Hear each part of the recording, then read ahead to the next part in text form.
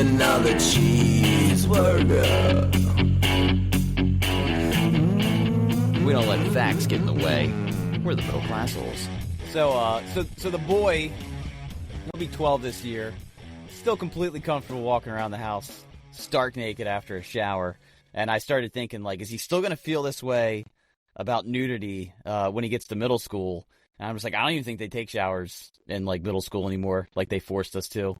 And so he probably gets to dodge that particular bullet. But I started thinking about all the athletes that still shower together. Like, you know, it's like, it's still a thing. And then I started thinking, in the year 2026, we still have yet to see a professional team leaked nude photos of athletes in the locker room and or showers. And I'm just dumbfounded by the fact that that has not occurred yet. In the last 20 years, we've gotten like one accidental live dick pic from an NFL locker room.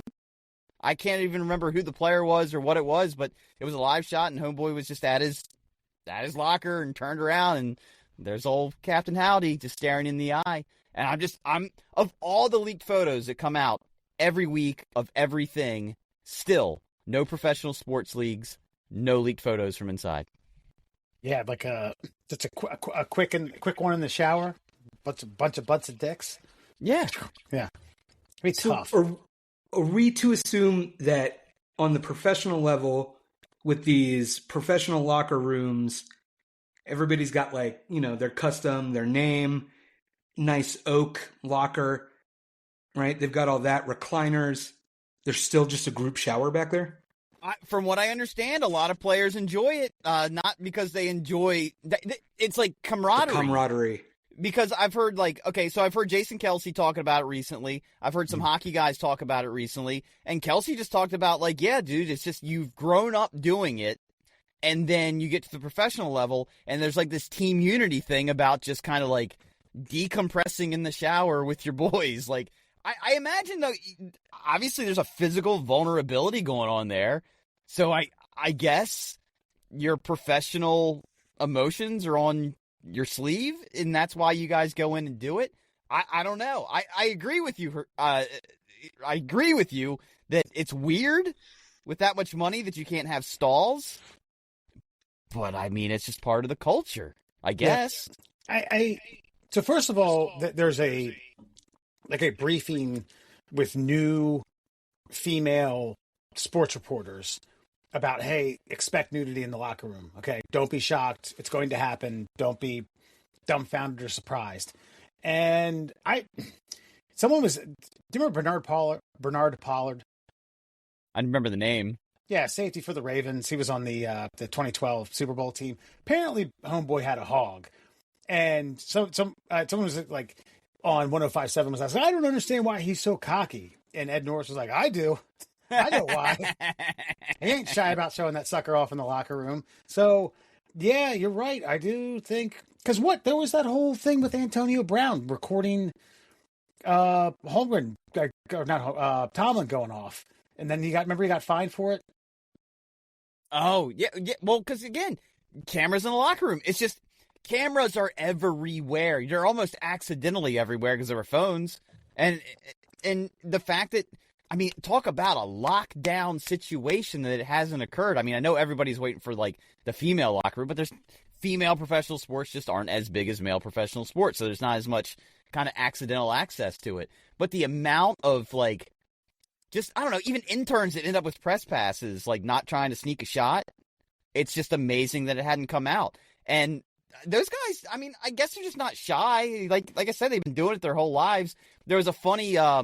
like Barstool interview going on, and they called a hockey player, and he was just talking about how, like, yeah, man, we're in there, we're helicoptering, making each other laugh, we're doing this, we're doing that, and then they talked to a baseball guy, and it's like, yeah, the Caribbean players are just fucking wild. They have absolutely no shame. They might grab you once or twice. Like, it's just a thing. It's just a thing. And again, nothing's come out. And we're also, you know, college sports. So you're not just the professional ranks. I'm sure there's camaraderie going on similar to the professional ranks. And again, I know that the coverage of college sports is just as, or, on par with, professional sports. But again, you're going to get some intern, you're going to get some like beat writer who's still living with mom and dad, living paycheck to paycheck. And I'm not saying these people are perverts and like, Right. what, I'm going to make it big with the fucking dick pic. But you're right. Yeah, I do think that how has that not slipped through the cracks? Well, we got Justin Verlander, but that was his own, that was his own doing. Yeah, but that was private time. That was like, what was that? That was part of the fappening where like the iCloud got leaked, and that was like Kate Upton's. That was her feed. It just so happened he was in there. And look, bottom line, he was fine. He didn't have anything to worry he's about. Like, I'm not ashamed of anything. Why would you be? You're 6'4", handsome. You have a 100-mile-an-hour fastball, and you have a fucking division sign. But by the way, just speaking of like thinking about like they don't have individual stalls for themselves or anything. The interview that I heard with the hockey guy, I guess he got injured or something, so he was out of the game early. But then he heard that the boys were getting in the shower, and he's like, nope, I took my stuff off and went back down to the locker room, jumped in and joined them.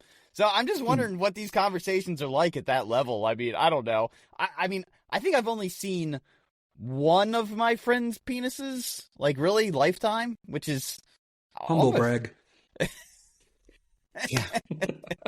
and it was because they were peeing outside of a apartment complex, and somebody walked out the door, and he had to spin around, and I just remember him going, "Sorry, Murr." Yeah. We were eye to eye, and I was like, That's also confidence right there. Sorry, you had to see that, brother. He gave you the All holster. right. Yeah. Well, listen, if we're talking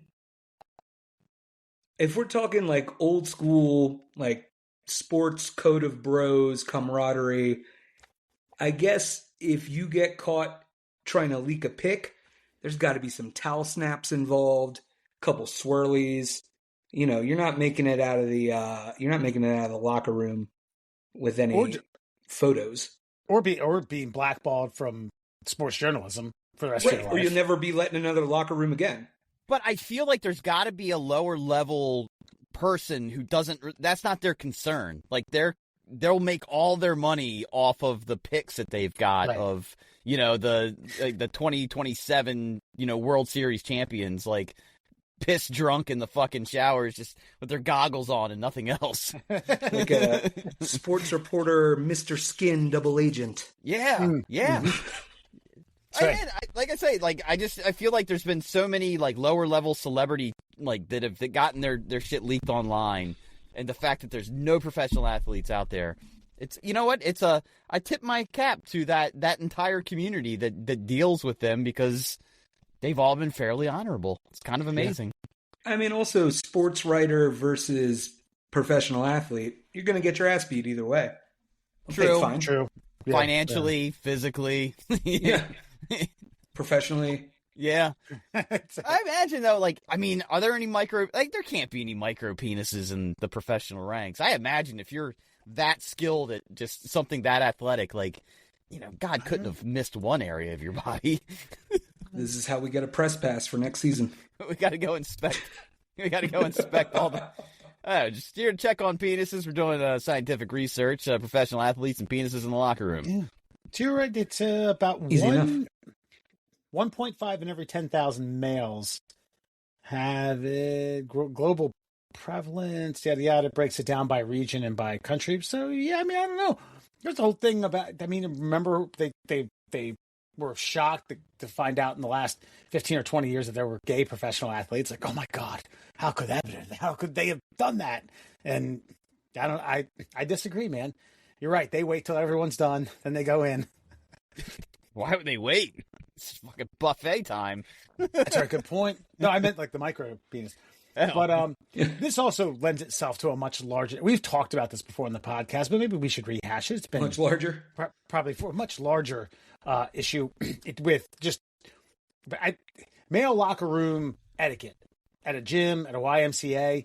But it still baffles me how some men haven't got the memo about stop chilling, stop having a conversation. Stop lingering. Don't go to the sink after you shower with a towel over your shoulder and start grooming. Right. Just laying the balls on the edge of the sink. Yeah. I think you're ruling out mental illness and perversion, though. I think, like, the ones that do it know what they're doing. They get off on it in some way, shape, or form. They're going to, like, remember the grimace you were making, and that's just going to be right in their memory banks later on that evening.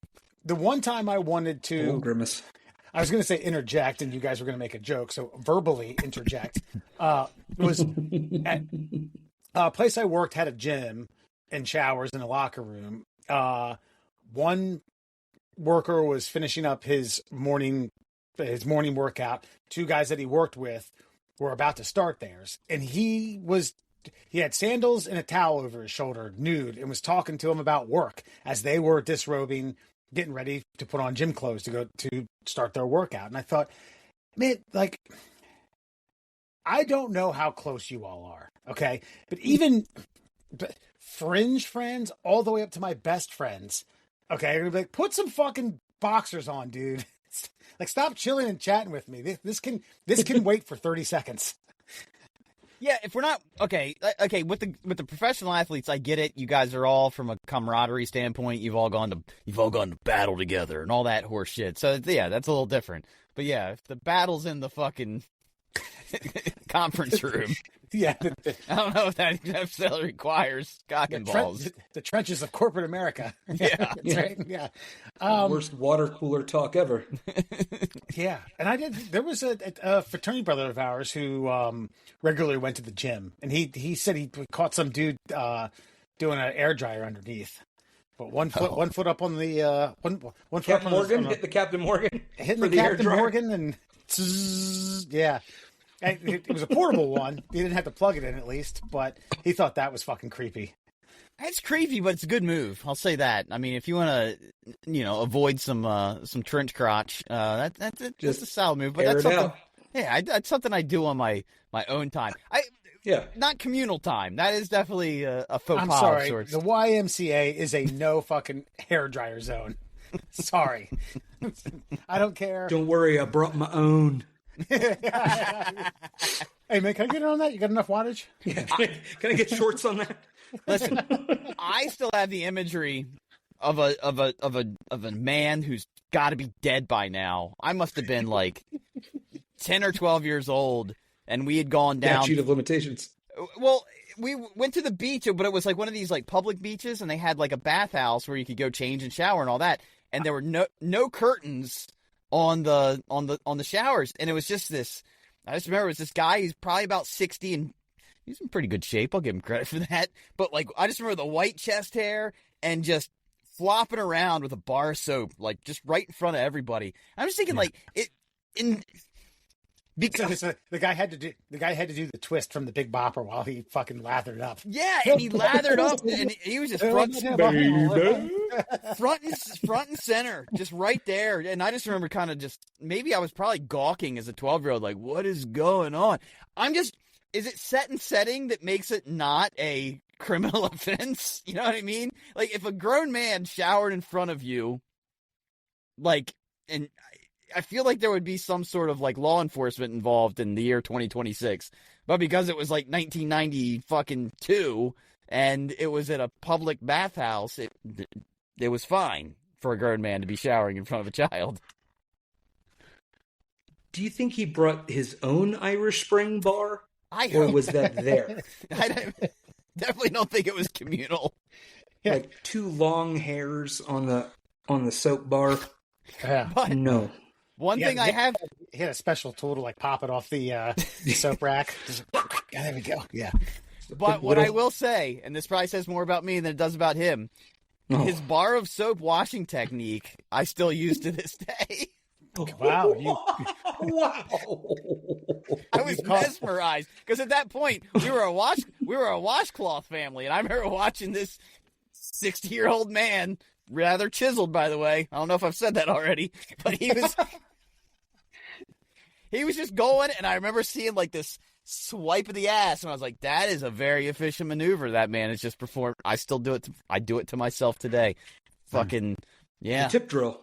Yeah. Yeah. traumatized and mesmerized. I feel like years later, not too many years later, it might have been around the same summer. I almost guarantee you it was the same public shower that you're talking about. This is like somewhere between Bethany and Dewey Beach. 100%. Oh yeah, In the yeah. I went dunes. into that puppy and saw something that I fucking wished I had never seen in my life, and was like, oh my god, just get me. This isn't Grotto Pizza. Yeah, that's right. I wish I were there. I said no mushrooms. Yeah. Oh, there are plenty of caps where I was. Remember, like initially just wanting to shower in my bathing suit, and someone was like, "Come on, dude, don't be fucking weird. Get it off." A couple slaps on the ass. Get on in there. Don't be so fucking weird, man. Take your pants off. Trade. Yeah. And on a different side of that, McGinney and I both participated in an event called Deep Creek Dunk. It's where you jump in ice cold water it's for Special Olympics, I believe, was the Special Olympics fundraising in Maryland. We're raising funds. Yeah, and for 2 years running, we were the highest Frostburg group, highest grossing Frostburg group, about $2,000. But they'd shove you all into a tent, men and women, and if you ever wanted to see a small dick convention, that was the place. Yeah, that's that not was fair. Yeah. That is the one. They were that cutting the ice out of the lake. Yeah, that's right. That Seinfeld episode. Think about how much that did for the male population of America. The shrinkage episode of Seinfeld, because it does make me wonder how many women don't realize that temperature affects all things. Though I've never found heat really expanded things, unfortunately. That's right. Yeah. Ask the blow dryer guy. He would have told you. He's probably dead now too. Christ. Middle class The owes blow dryer everyone. it's gonna frizz it up. Yeah. Got a little fro going down there. Puts on like different heads, different for different parts of the body. Combs it out. Yeah. This here's for the balls. This here's for the back. This one's for the in between. Yeah. Middle class owes everyone. Side part. Murr, Ole Rollie, and Foxman. There's something I wanted. So my wife and I brought in. I bought a used dryer. Okay, we have one that's currently defective, and her and I brought the new one in. Took the old one out to the SUV and brought the old one down to the basement, and I hooked it up. And Murr and I spoke a little bit about this before we got on. I just don't think married couples are cut out to move large items around the house. Brother. It's just No. Maybe the therapy is yelling at one another, and then mission accomplished. You can say, "Oh, that was okay. What I said earlier doesn't mean anything. I called you a motherfucker. I didn't mean it." It's just like, I mean, we had to take the handrail out, the door off, the door trim, and still had to give this puppy like a through the door to make it to wiggle it through. City living. But there are some times where it's like, you don't understand gravity, you don't understand physics, you don't understand lips of stairs. Push doesn't mean push this way, pull doesn't mean pull that way. Leverage might as well just be fucking nuclear physics, because it's On three or after three. Yeah, and Two. I grab here. Like, okay, like I can't wedge my hands in between the dryer and the wall. Okay, I can't do it. I can't push my fucking fat fingers through there. All right. So unless you want to jump over and you do it, fine. You didn't need this layer of skin anyway. Yeah, you're right. Yeah, that's a good point. I could go like the dude from Seven who cut his fingertips off. I don't know. McGinney, you concurred. Murr, you are on the opposite foot. You said you and your wife have a good system of. Well, you got to remember, I married a foreign woman, so there's just, I think culturally, like, there's just a difference. Like, I mean, and this is no offense to her, but like, in situations like that, she takes a backseat to my instructions, and she just assumed. And believe me, this also comes into conflict in other areas, but like, she assumes because I'm the guy, and this is a thing that requires muscle, that I know what I'm doing, and she just defers. And then she listens, And I'm like, no. The first effort is always bad, but then once she understands all of my instructions, so it's a lot easier when both people are following just one lead. I'm not saying my lead's always correct. She'll sometimes like say, well, what if we did this? And I'll contemplate it, but she'll wait and let me contemplate it. And then it's like, all right, let's try that. And then we do. But see, I think American women are so used to like the feminist perspective of like, I must inject what I have to say all the time as well. It doesn't mean I'm talking bad about women. I'm just saying, like, every now and again, somebody's got to give. And I think in American couple relationships, everybody wants to be the leader. And every now and again, someone needs to be the follower, but she's just willing to follow. Sometimes to her own detriment. Sometimes I want the input, but she's just like, no, this is your whip. This is your wheelhouse. You figure it out. I'll do what you say. Yeah. This is your wraparound couch. I mean, I got to give credit where credit's due, because I solicited the help of two male friends, to come over and do it tomorrow.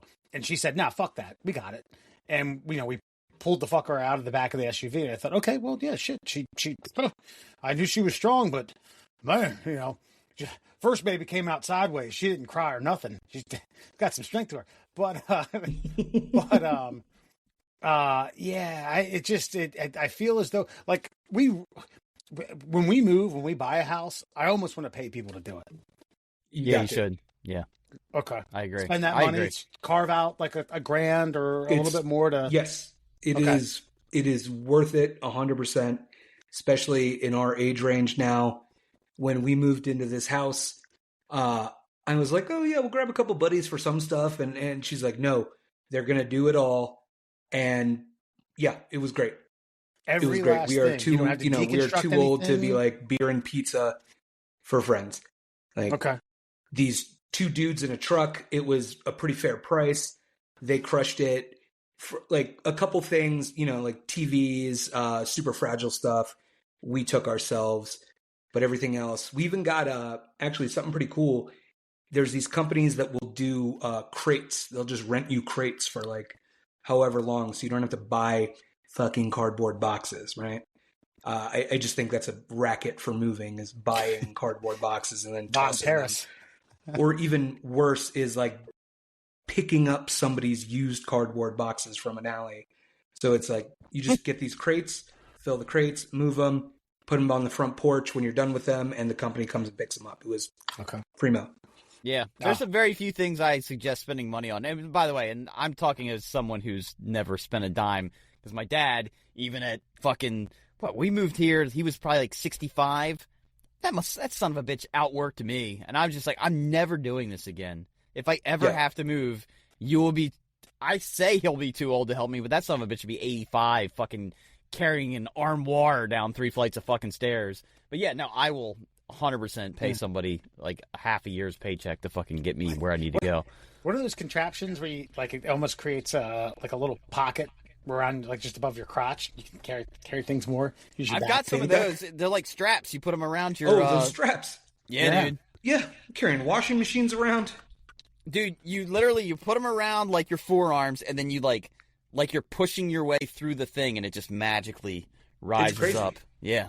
It's wild. Should have got the ShamWow guy to fucking sell that.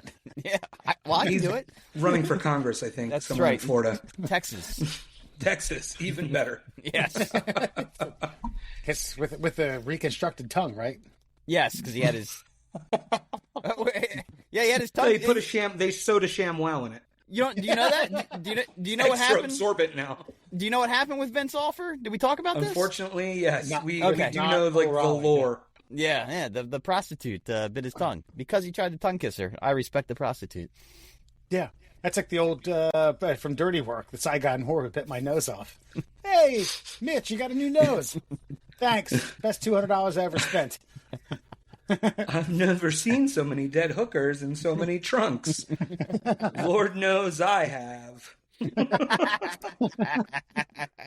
Oh, great Norm Macdonald story. They're still trickling out.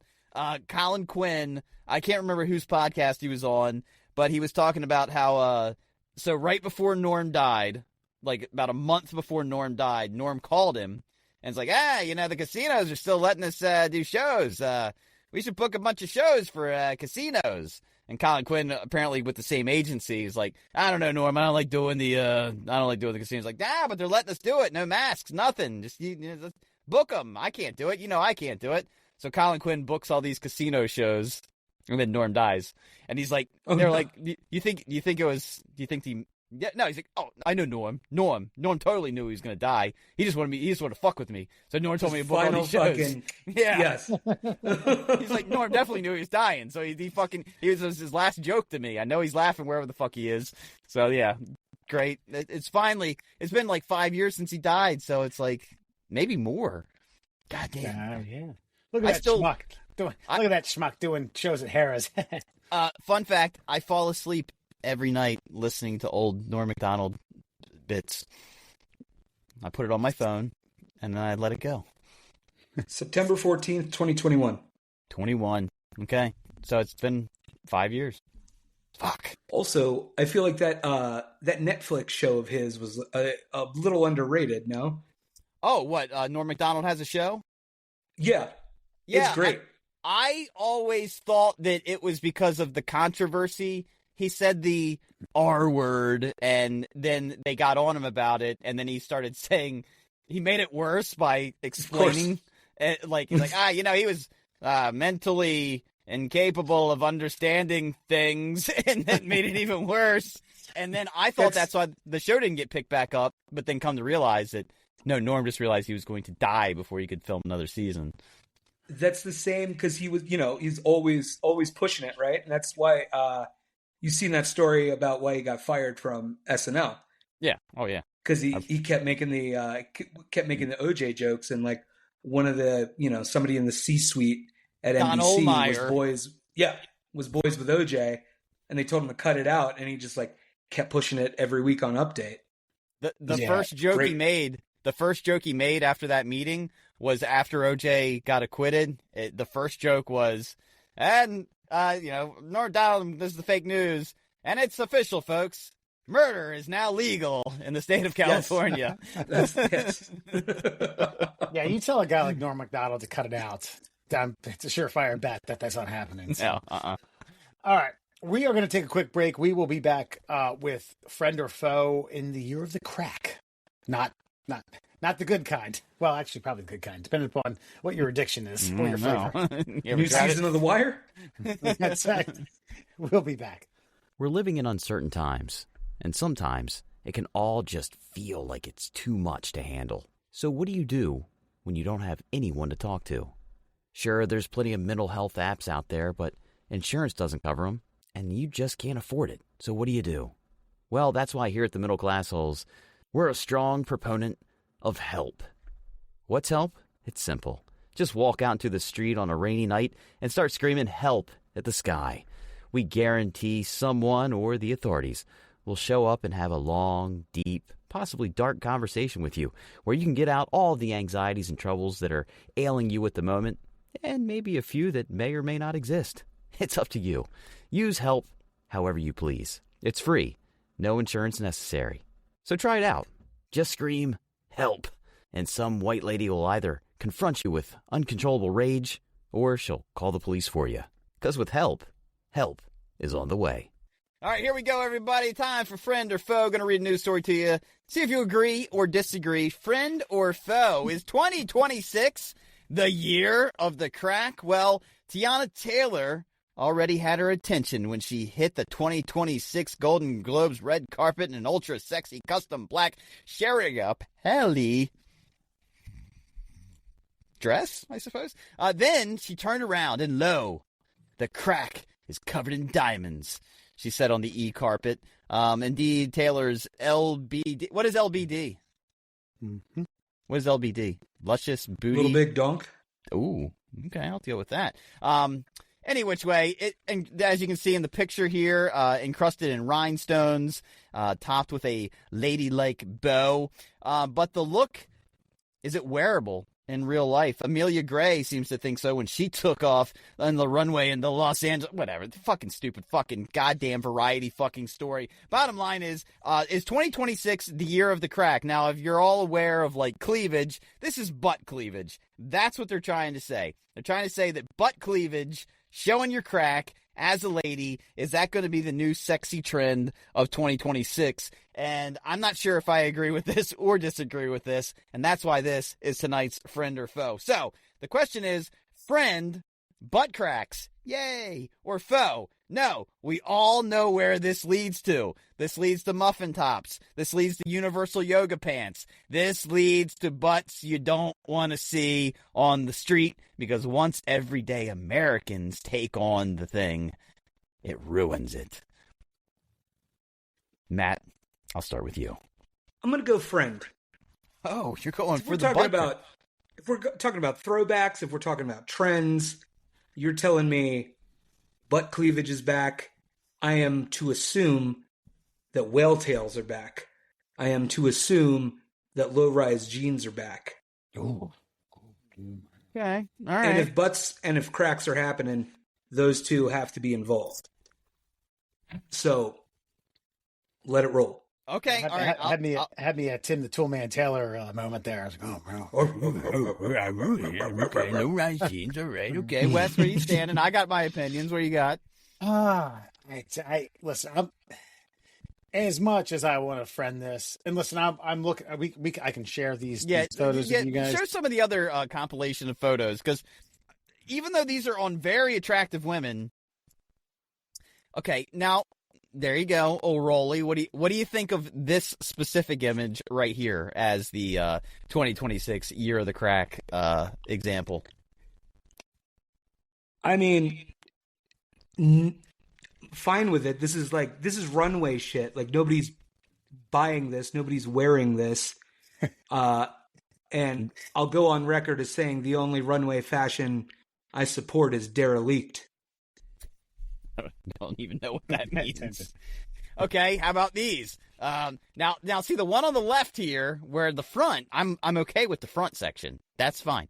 It's just, I don't know. Honestly, if anybody is just listening, it literally looks like push-up bra. They made it look like boobs. Yes. Yeah. Butt boobs. Keep going there, fine Wesley. Now, see the one. We love a window. Yeah, the window. Okay, sure. All right. Yeah, I mean, Haley Bieber. Window to the wall. Yeah, I don't know the lyrics, unfortunately. Sweat drips down your balls. Okay. Yes, come on. Okay. You know that. I know. I wasn't sure. I didn't want to misquote. Anyway, Wes, so you're going faux. Why are you going faux? And unfortunately, okay, I do agree with Ole Rollie's sentiment about this. This is runway shit. Some of this is just red carpet shit. Okay, these are Hollywood actresses, celebrities who are in dimes and in fine shape.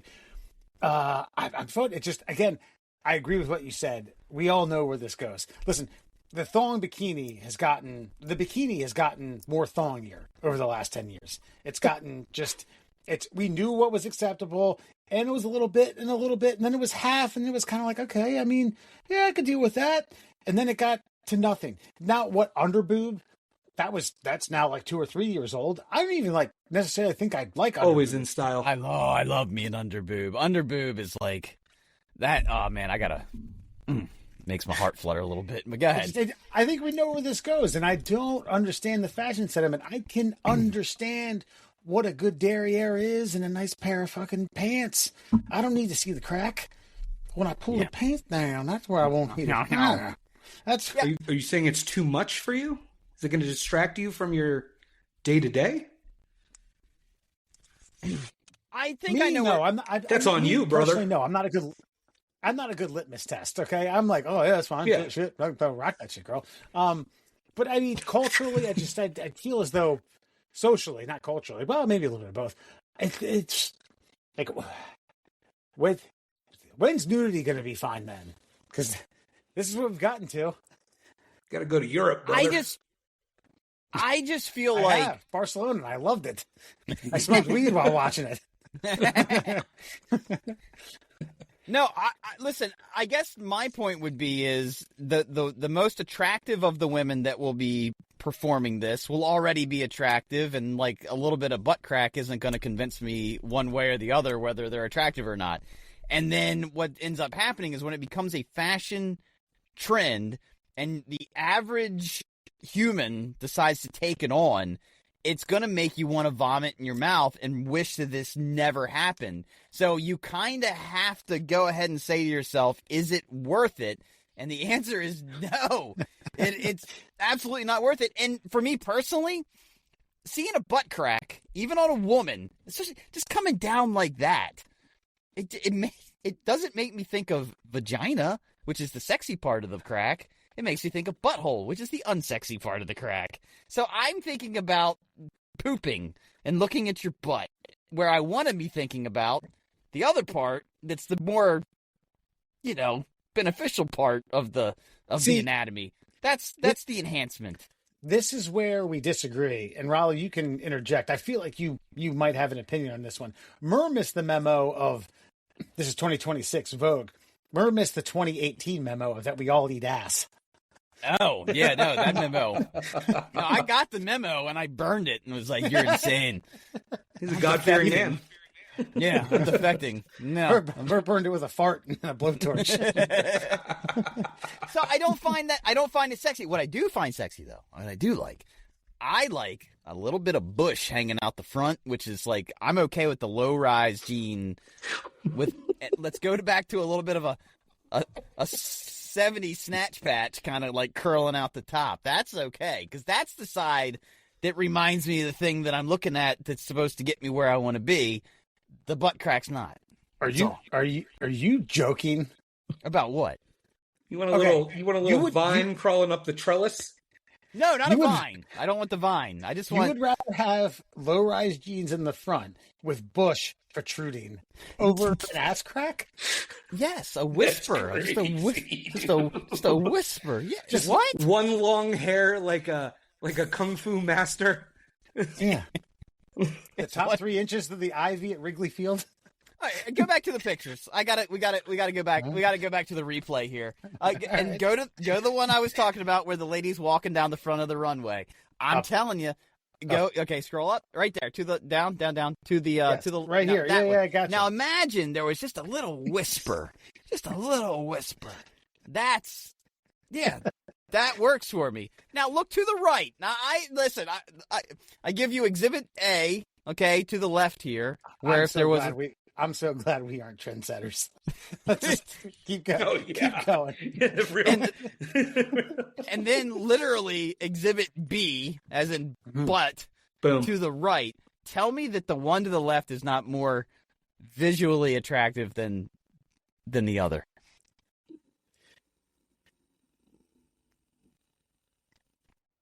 Okay. There's some aesthetics that I like more, simply because that looks like Catwoman just cut more of her outfit out. The one on the left reminds me of the early 2000s low-riding jeans, although I don't like these, I don't know, it's like grandma pants that they Yeah, I agree. I don't care about that, but I'm just talking about the fit. The butt bustier. Yeah. Butt bustier. That's a good point. But listen, the left is more aesthetically pleasing, but the second you put 80s fucking porn showing trim on that, I'm out. I'm bing. I'm gonna find you a TikTok page that you cannot deny. That's all I'm gonna say. There's gonna be a TikTok page that I give you that comes to you, and you're gonna be like, all right, maybe the lad was onto something here. Okay. Oh, Rollie went dark on us. What the hell? Jesus, we have to. It's going to change. Going to change to his butt crack jeans right now. Hold on, I got an outfit for you guys. But I will say, thankfully, the foes have it. 2026. From the male perspective, by the way, and I don't want to hear that like, I like the way I look. Yes, queen. Don't give me that horse shit, because you don't sexualize me. You're making a sexualized trend a trend. But the foes have it. We don't want it. And that is your friend or foe. All right. We're going to take a quick break. We'll get Ole Rollie back on. Technical difficulties. Fun Fact Friday. And before you go, we're someone who's going through driving, instructing school, smoking weed. Got arrested. All right, we'll be back. Intelligence, of which you have none. Obviously, we're dealing with the superior intelligence. And now, Fun Fact Friday. All right, ladies and gentlemen, let's get to it. 5 fun facts for you fuckers on a Friday. It is Fun Fact Friday, brought to you, of course, by our very many sponsors. We've got, let's just do 2. Let's do our main 2. Let's do our tried and our true. Let's do the Shin Splints Recovery Group. Of course, you can find them on Facebook if you've got any pain below the knee and above the ankle. Shin Splints Recovery Group has plenty of bullshit scientific information for you. Medical knowledge provided by individuals around the world who just won't take a fucking break. And, of course, our other sponsor, Flat Earth Science Advocates for Truth. The Flat Earthers are going to have something to answer for when the Artemis missions take off here in the next couple. Now, they are pushing back our moon landing until 2028, but they plan on three moon landings in 2028. Right now, What are you talking about? There's going to be a bunch of moons with the year of the crack. I mean, it makes sense. So it'll all work out, but let's get to it. 5 fun facts for you on a Friday. Did you know in 897 AD, during the Cadaver Synod, Pope Stephen VI exhumed the rotting corpse of his predecessor, Pope Formosus, dressed it in papal robes, propped it up on a throne in the basilica, and put the dead body on trial for heresy. The corpse was found guilty, had its fingers cut off, and was thrown into the Tiber River, where locals later claimed it performed miracles before the whole event was hushed by the church. So they exhumed the body, put the body on trial, found the body guilty, cut the body's fingers off, threw it in the river, and then everybody said it performed miracles. A little more detail on said miracles. You're not going to get them, but what would you like to ask? I mean, you can't just, certainly we're not going to gloss over the whole digging up your predecessor for a, trial for probably just ego and I'm better than him, right? But yeah. Age of Enlightenment style. But cutting off the fingers and then what miracles is the zombie, not zombie, what miracles are happening in the river? It's a great question. But as far as not doing this or trying to find logic, I'm not taking a side or another, but have you watched the news in the last 10 years? Digging up your predecessor, putting them on trial for crimes they may or may not have committed. It just seems like it's a tale as old as time. That's all I'm getting at here. Yeah. I'm assuming he pled the 5th. Yes. Okay. 5 fingers, baby. No, but I mean, but then, again, if you haven't watched the news recently, then you rise up from, suffering the slings and arrows of your political opponent, and you somehow still get the praise of half the people. It just seems like it's just a thing that happens over and over again. Imagine having that much power to where you could say, dig him up, and we're going to try him in court. And then people are like, yeah, cool. Well, yeah, man, whatever you need, man. Whatever you got. Well, I mean, even on the positive side of things, though, don't they still kind of do this when they canonize somebody? They wait a little while and they dig them up and they're like, meh, it's still pretty fresh. Must be a saint. So, what you're thinking of is Catholic relics, and you can go to random, either a little church, giant basilica somewhere in the old world. And it's here's St. Christopher's jawbone that hasn't decomposed, but it's still decomposed, right? Yeah. Here's Mother Teresa's giving a peace sign, but it's still maybe it's mummified, but I don't know, it's still dead. But let me go back for a second.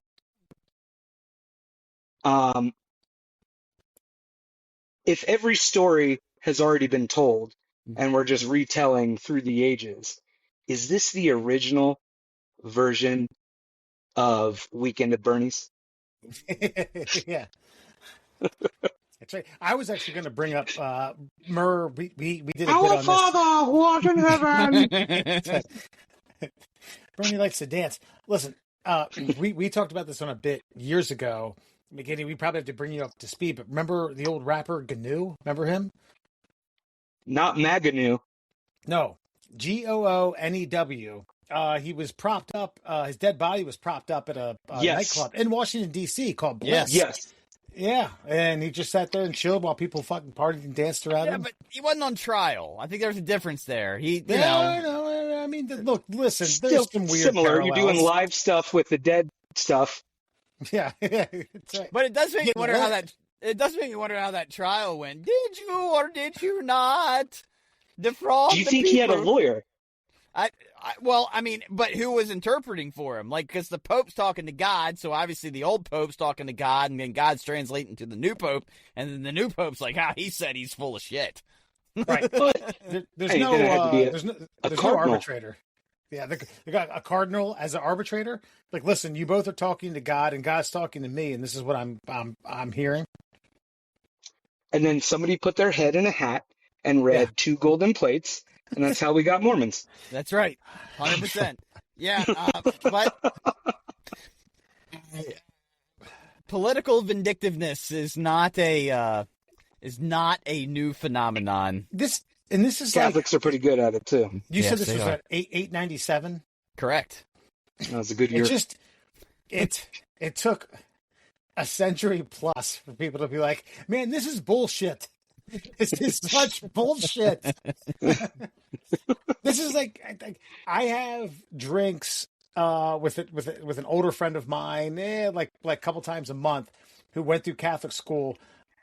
I think also, up until he went to college, and he said someone like a professor, teacher, some sort of instructor was like, "Now, if you touch yourself, you will go through eternal damnation." And some 14-year-old classmate of his passed out. It's like, oh god. Don't. It was weighing heavy on his hands. He had a guilty conscience. Yeah, absolutely. Cut those 5 fingers off. Did you know French glutton Terrer, he was back in the late 1700s, had such an insatiable appetite that he could devour a quarter of a cow in one sitting, ate live animals whole, and once allegedly consumed a toddler. Though unproven, surgeons who autopsied him after he died found his stomach enormous and his body reeking so badly that people fled the room. He eventually was banned from hospitals after he had suspicions of eating a child. So that's where the child thing comes from. Yeah. But if you eat a quarter of a cow, I have a feeling a toddler is just that's just fucking like snake bites on a plate, Wait, man. like a quarter cow in one sitting? Yeah. Joey Don't Chestnut. people? It's like, This might be his great grandfather. Yeah. But don't you go in with a couple buddies on like a half beef, right, or a half. So 2 people are splitting a quarter cow, and you got a freezer full. Yeah. That's crazy. Yeah. Homeboy allegedly was Kobayashi and Joey Chestnut back in the day. Do you think they had ancient eating competitions? God, I hope. I hope so. Ancient wing bowl? No, but I mean, obviously, people. Okay, you got to remember too. Like, you're kind of folding in like mental illness with like other like things here. Like, I mean, this is a guy who obviously would have been a great competitive eater in the modern era, and he was also being praised for his ability to consume such large portions of things. A toddler is nothing compared to a quarter of a fucking cow. So if you're telling me that guy could eat a quarter cow in one sitting, a toddler is just like 6 wings while you're waiting on your fucking entree. He breathed in the wrong way, and Yeah. Right. Yeah. like Homer, he's the old school Homer Simpson. it's him and Barney are chilling around. I was like, and you purposely used the word allegedly. They didn't confirm it whether or not he ate a child, but I mean, for the sake of conversation, we got to say he ate a child. And you're right. That was that's a 6-wing appetizer. If he didn't eat a child, either way, a child went missing in a hospital. Where he was. Exactly. Wait, is he just perusing the hospital for snackies? Look, there's people out there. Is there a vending machine around here anywhere? Yeah, what year was this again? 1700, late 1700s. So we'll say like 1780 to 1800. Okay, so no cafeteria, Yeah, no vending machines. no Where's Jello. that theory? Yeah, no Well, automat. And you got a guy who's been championed his entire life of like, that guy can eat anything. Give him all the foods and see what he can do. I mean, you Wait. go over. Villagers would come from far and wide to watch, pay 2 bits a gander to watch him eat stuff. It says he ate live animals whole. Wow. What? No Yes. wonder he had to go to the hospital and get treated. Yeah. You know.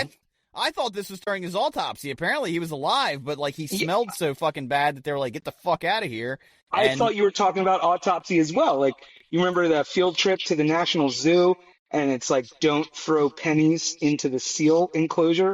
And there's that fucking close-up photo of the open seal stomach full of coins. That's what it sounded like. Yeah. That's a Like, dumb here's seal. a baby goat. Yeah, it's Here's a baby. Baby. Regular baby. Did Did you know the electric chair was invented by a dentist, Alfred P. Southwick, in the 1880s, inspired by an accidental electrocution that he witnessed. He promoted it as a humane execution method, comparing it to hanging. New York was the first state to adopt it. Damn. Doesn't go into depth as to what was the accident. That I'm curious about. Well, I think there was if I remember my history correctly here, Tesla and Edison were going back and forth with DC and AC, and they tried to electrocute an elephant. No, they did electrocute the elephant, and they were like, Tesla is an irresponsible piece of shit. But, like, they kept doing it, I think. It happened more than once. And people were like, we think Thomas Edison likes electrocuting animals in front of people. Yeah, because Give me that. I don't think the elephant died right away. I think they had to keep doing it, and Oh, no. It kept going. and so yeah, and then that You guys set are out back- of the experiment? Fuck it, I'll do it myself. No, but that set AC back like a long time until Correct. like Westinghouse got involved and was like, we think we can work with you here. Because like otherwise we would have like a giant power plant like every mile, like along. Brother, Yeah, how it much would've time been- you got? Yeah, Free-flowing energy from the ether. that's right, brother. How many elephants you got? But so yeah, if we're not incorrect, then like that's where this came from, and apparently a fucking dentist was there one day, and fucking was like, strap some motherfuckers to this chair, that'll work. A human ain't an elephant. But yeah, I still feel like, I don't know, I like the electric chair for the reason of, I think you got 3 tries, and if you didn't die, then you got off. Wasn't that the rule? If I'm not mistaken. Wait, like you got off? Like Or if, like you get to leave? no, like if they pulled You the didn't trigger, die, yeah. you didn't die, and they're like, all right, fuck it, and they're like, fuck, and then you lived, and I was like, all right, I guess this guy's like touched by God. I guess he gets to fucking keep going. And they, Is that I a think, rule? maybe I watched a bad movie. I don't know, but I feel like that was a rule. Like it was cruel and inhumane, and if you got to survive all the cruel and inhumane bullshit, then you got to thwart the death penalty. You might not have gotten out of jail, but they weren't gonna. I mean, come on, man. How many are your fucking? How fucked up are you after they fucking pull the lever 3 times? Oh, yeah, you're probably fried, right?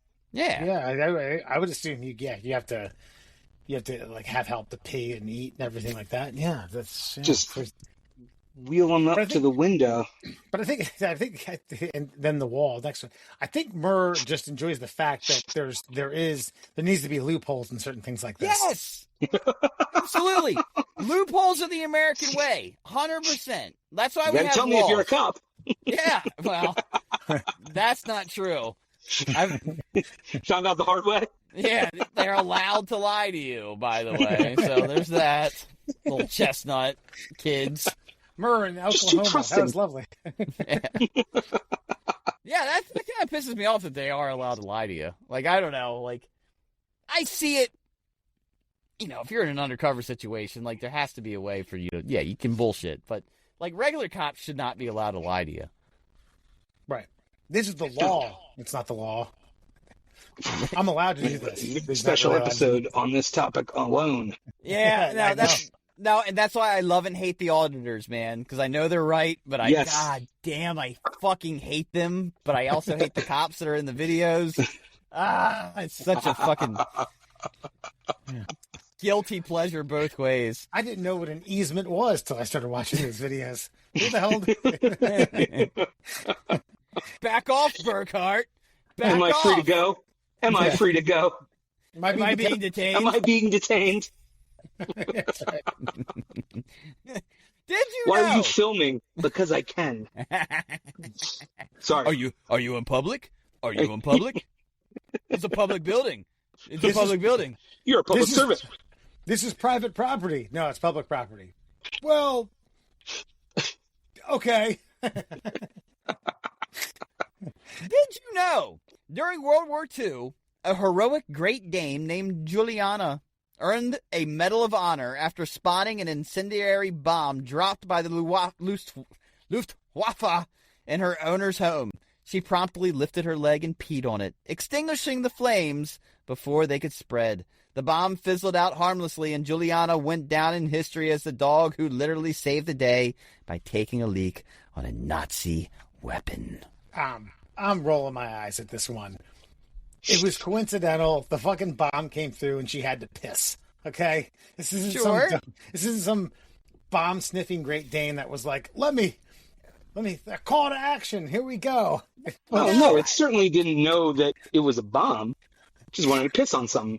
Yeah. It's like, I'm going to piss on this thing that shouldn't be here. You're right. Yeah. Why So are he you just rolling? came through the roof. Why can't you just enjoy something? He never really liked Marmaduke. Yeah, that's true. It just it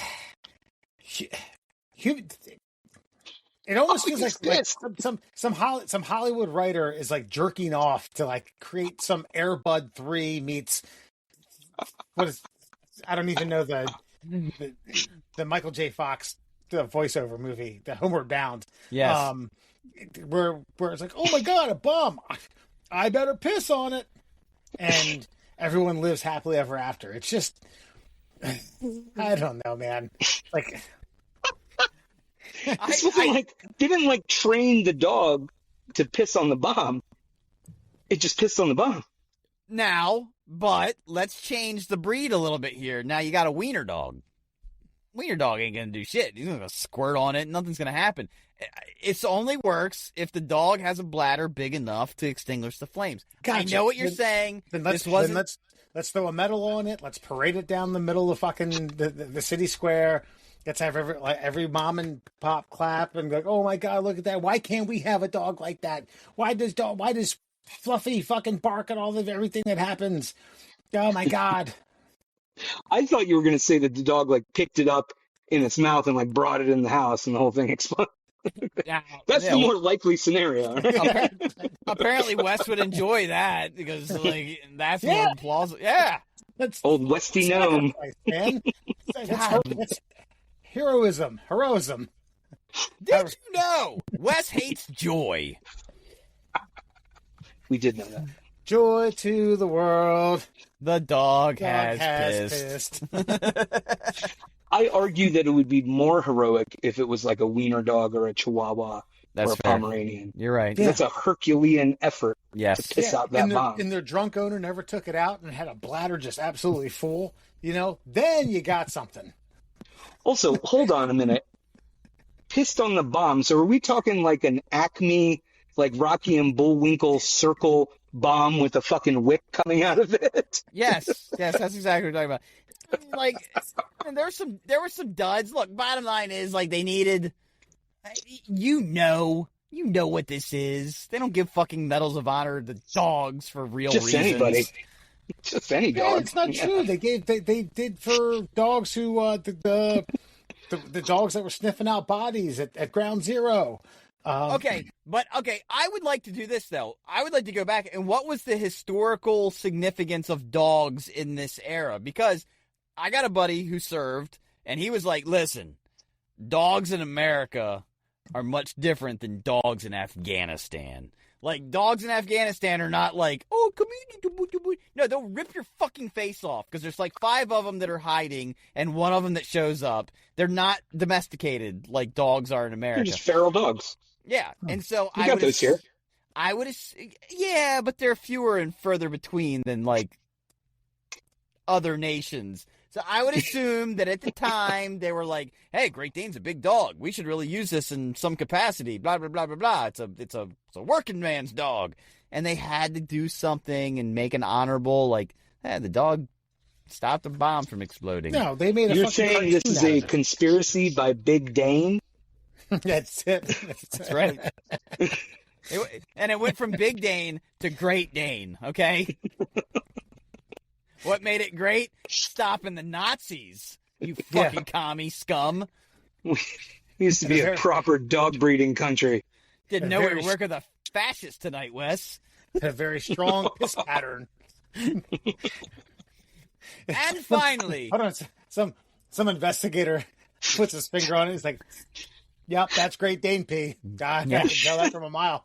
Well, you know, that puts out German munitions. It's the TH level.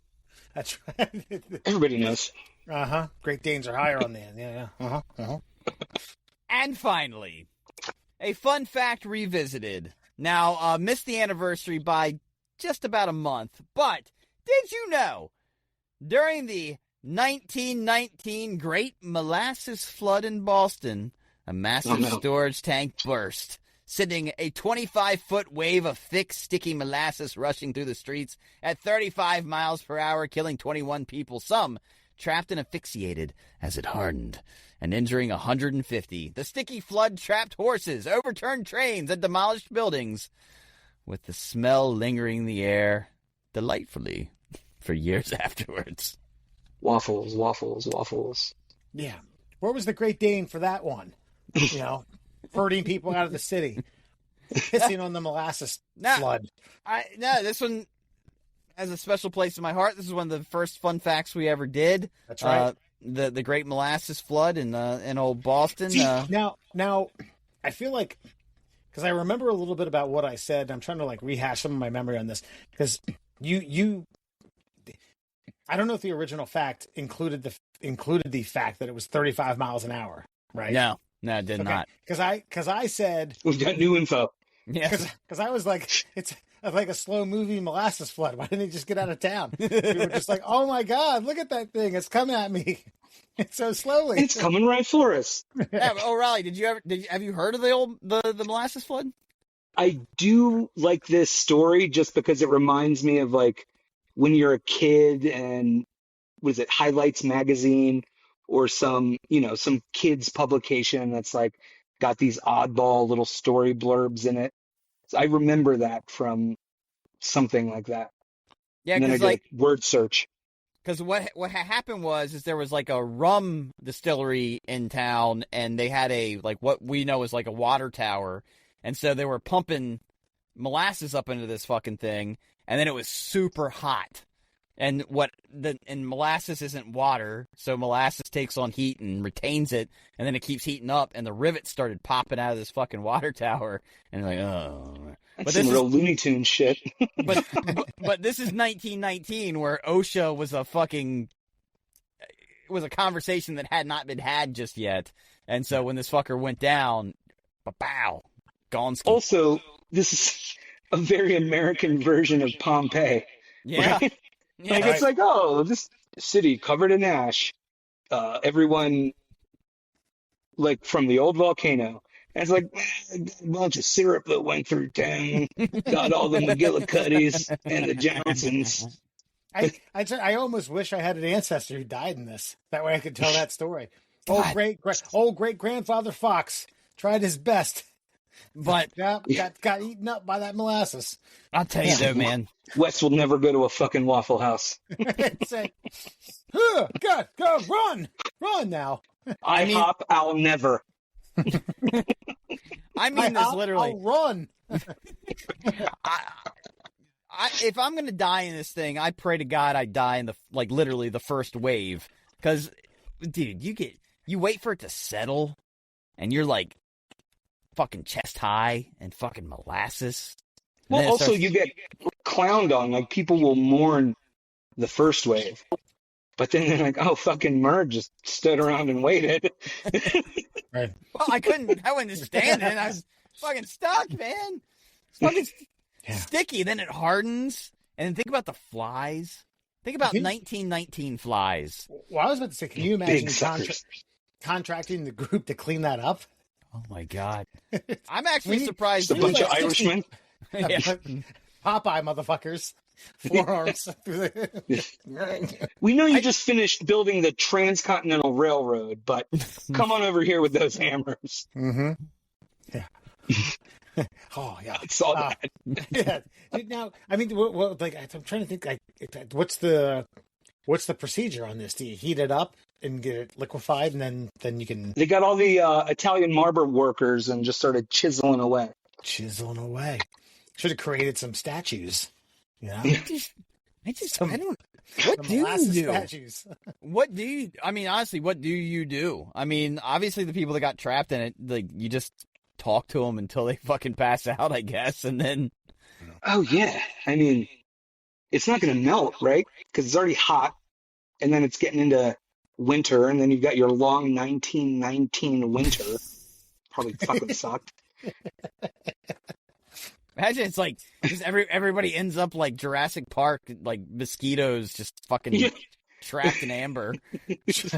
I guess, old fucking Mr. McGillicuddy's now a coat rack. But I guess if you're just trapped to the hip, you just start licking the ground. I guess you stay alive for a while, less than sugar and a little bit of sustenance, and look like a crackhead. Maybe just wait till you thin out a little bit and then walk away. Just me out. Yeah. Yeah. Well, you would think that they could have been saved by the town horses, right? Just like, yeah, they got trapped. Where too, were the horses?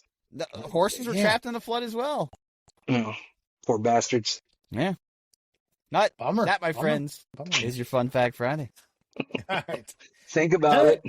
And today, before you go, we instruct all of you not to smoke marijuana when you're in driver's ed. A driver's ed student was pulled over for a defective brake light and poor driving. The officer spoke to the driver, and they could smell cannabis. So here's something I want to ask you about. So they conducted a drug wipe test, which he failed. I know what's a drug wipe test. What are you wiping? Like yeah, no. What are you wiping? Are you wiping the steering like a wheel? swab? Are you wiping the nose, the gums? What are you wiping? All right. Because wiping.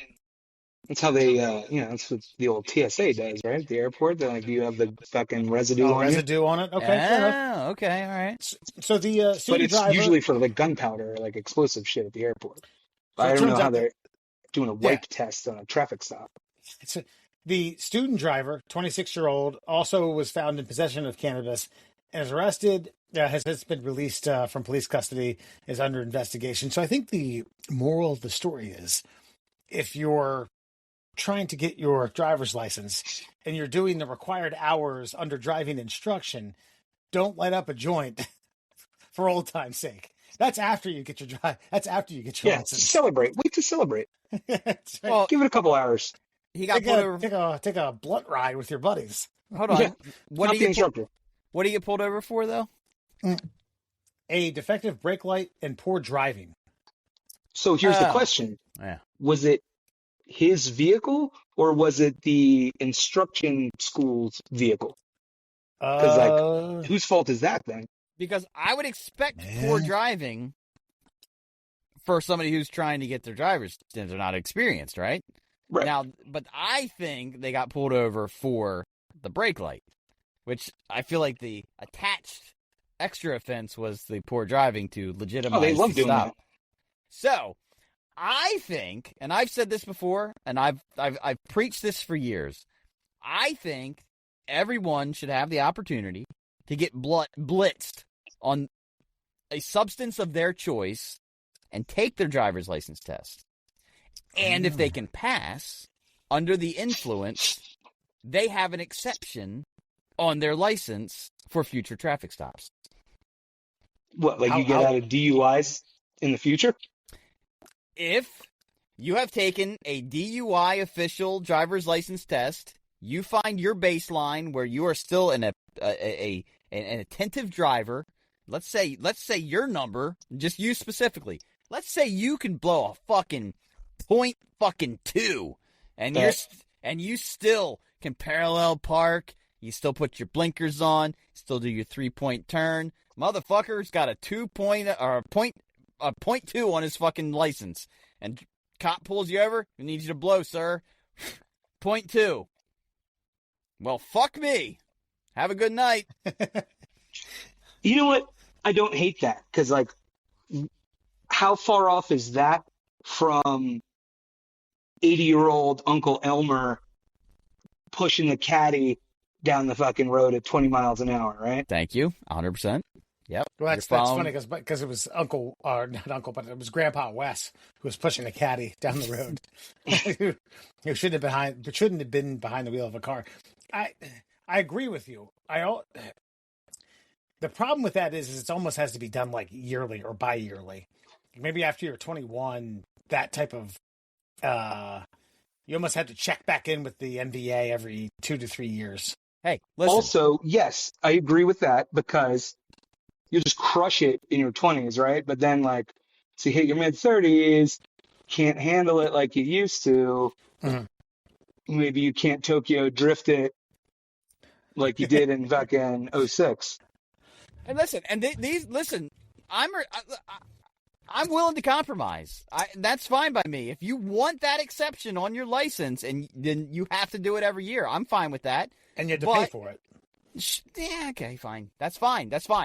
If you're asking for an exemption, this specific, then yes, I'm okay with some hardships placed upon you. Otherwise, then you got to blow the .08 like everybody else.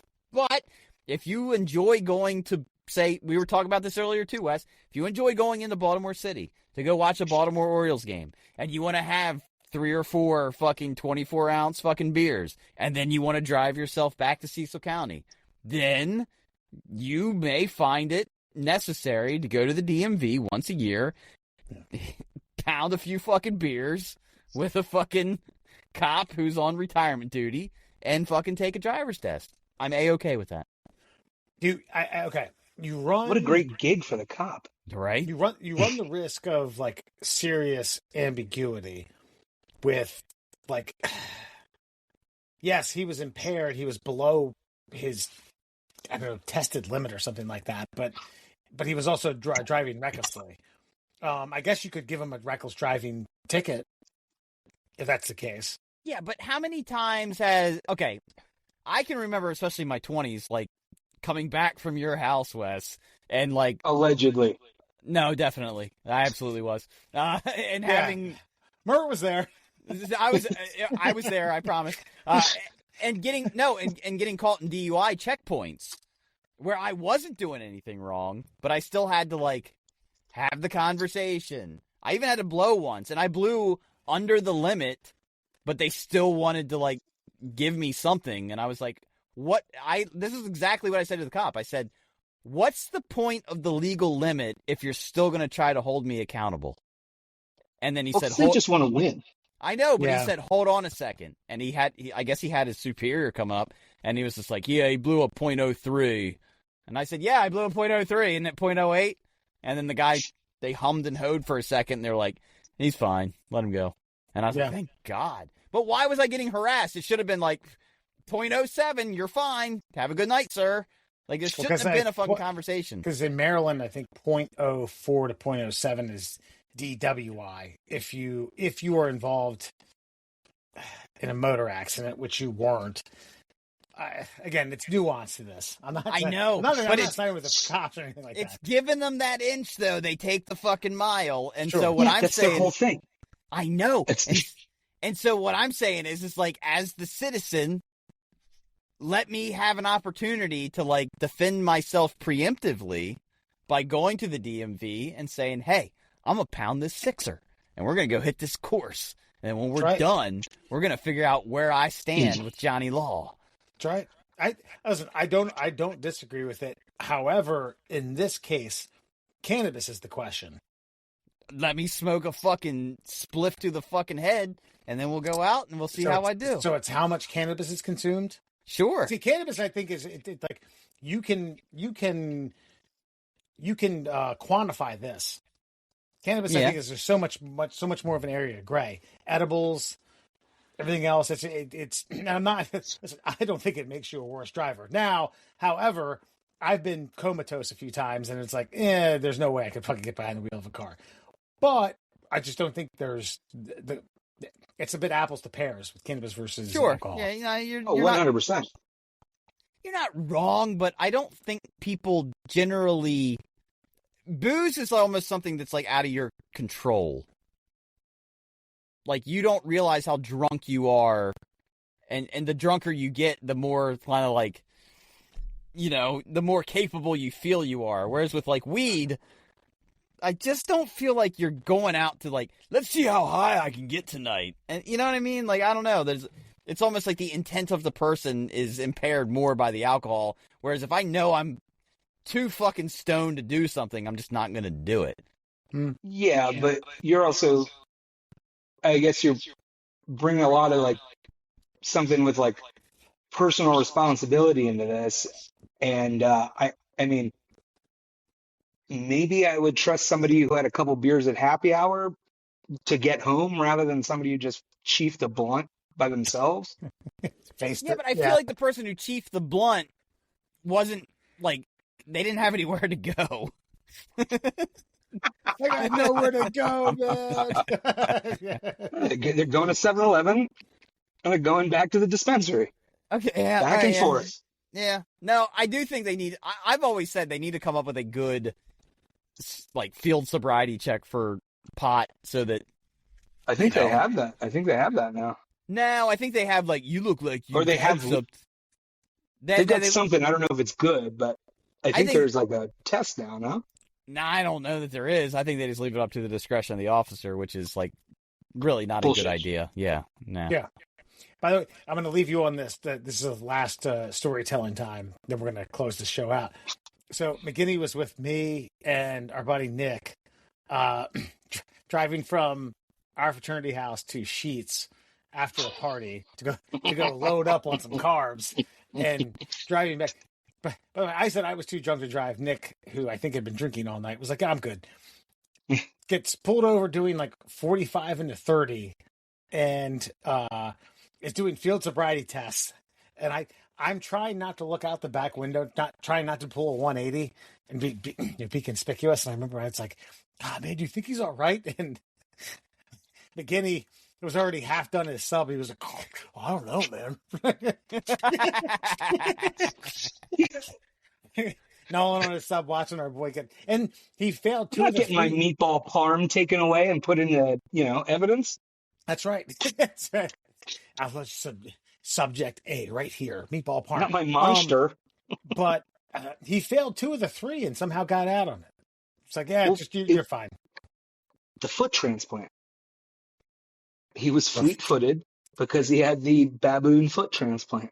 Oh, no, I'm talking about Antone. This was not... This is the other one. Oh, yeah. He was just a slick talker.